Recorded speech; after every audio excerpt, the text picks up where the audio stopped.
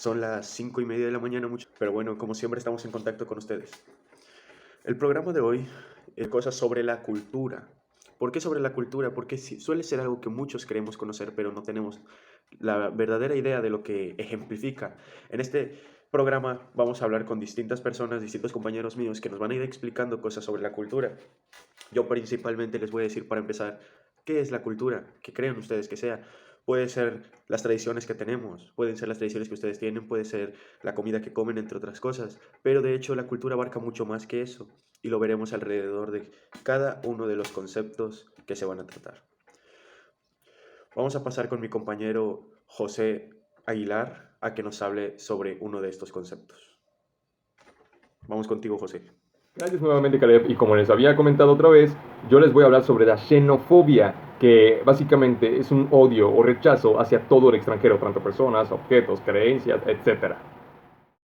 Un ejemplo de xenofobia puede ser cuando los japoneses rechazan a los migrantes, que aunque representen una posibilidad de mejorar la economía del país, como ya se ha implementado en algunos otros países, el gobierno japonés no lo permite, ya que cree que le quita espacio a sus ciudadanos.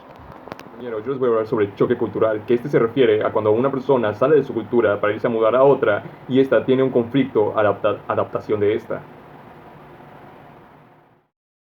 Un ejemplo de choque cultural puede ser cuando una persona de origen japonés se muda a México. Al llegar nota mucho la impuntualidad del mexicano, siendo él la contraparte, ya que el japonés está acostumbrado a que su país se llegue a la hora acordada. Gracias, José. Muy interesante la información que estamos recibiendo y vamos empezando a sentar las bases de que nos damos cuenta que no entendemos muchos de los conceptos y ni siquiera sabíamos que existían sobre la cultura. Vayamos más profundo. Mi siguiente compañero, Kevin Wickup, él les explicará un poco más al respecto. Vamos contigo. Gracias, Caleb. A continuación, yo les explicaré qué es la cultura integrada. Bueno, la cultura integrada es que una parte del sistema cambia y esto hace que todo lo demás se vea obligado a cambiar o evolucionar. Es en el caso de lo económico, en los juicios, en los valores y en lo simbólico. Un ejemplo de la cultura integrada sería este. En Japón se descubrió el tratamiento de las células madre como tratamiento para crear tejidos humanos y poder reparar órganos dañados. Esto significa un gran avance en la medicina moderna y hace que los demás países se vean obligados para poder evolucionar en este ámbito. También les explicaré en la difusión indirecta. La difusión indirecta es cuando se adoptan rasgos culturales de otra cultura de manera voluntaria, sin que la cultura emisora y la cultura receptora tengan contacto físicamente o directamente. Un ejemplo de difusión indirecta sería el caso de la animación japonesa, o más bien conocida como anime, que mediante múltiples series nos muestran su cultura en los capítulos que nos ofrecen. Un ejemplo sería el caso del anime Shokugeki no Soma, que nos enseña la cultura gastronómica de Japón. Este ejemplo es posible ya que mediante varias páginas de suscripción podemos observar de dicha cultura sin tener contacto directo con Japón. Eso es todo, Caleb, regresamos contigo. Muy interesante la información de nuestro compañero Kevin, gracias Kevin. Pero yo igual quisiera compartirles algo. Y hablando de compartir, es una característica específica de la cultura. La cultura se comparte. ¿Cómo podemos ver que se comparte? Así como nosotros podemos aprender cultura, nos la pueden enseñar. Y para la persona que nos enseña es un compartir de lo que él es, de su cultura y de dónde la aprendió. Eso. Un ejemplo donde vemos que la cultura se comparte es cuando los japoneses le enseñan a los niños que deben de mantener limpio todo lo que usen, esto incluyendo los lugares que visitan. Por ello las escuelas normalmente son limpiadas por los mismos niños, siendo común verlos trapeando los pasillos, haciendo que en el futuro estos mantengan una actitud de limpieza en todo momento, siendo Japón uno de los países más limpios en casi todos los aspectos y lugares que se visitan. Ahora, los rasgos culturales a nivel particular. ¿Cuáles son estos?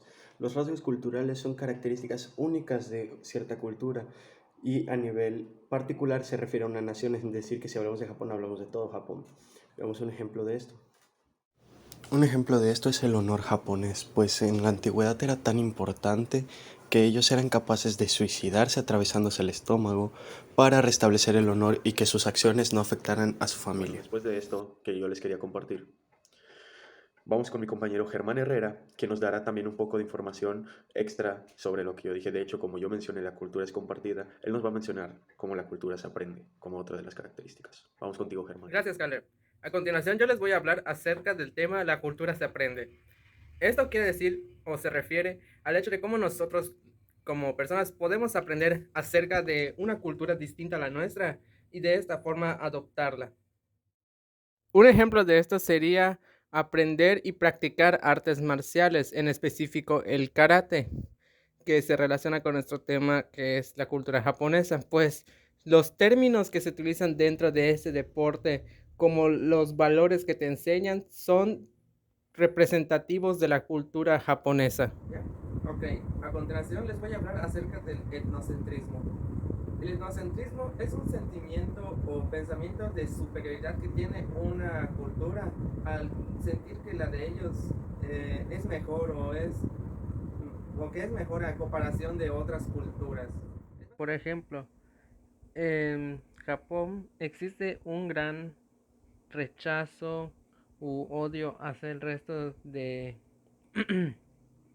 países asiáticos como China y Corea, esto debido a distintos conflictos y guerras que hubo en el pasado, sintiendo que su cultura propia es superior a la de esos países debido a los conflictos anteriores. El tema de la asimilación se refiere al hecho de cómo nosotros como personas podemos cambiar nuestra cultura, adaptarnos a una cultura totalmente distinta a la que es la nuestra. Imaginemos que yo me voy a vivir a Japón debido a alguna situación, ya sea familiar, por trabajo, estudios, etcétera. Entonces, yo al estar viviendo durante tal vez varios meses o incluso años en este lugar, yo adopte varias de sus tradiciones o costumbres al cambiarme mi cultura. Ya casi finalizamos y podemos ver qué tan grande puede ser la cultura, pero ahora vamos con mi compañero Bofil.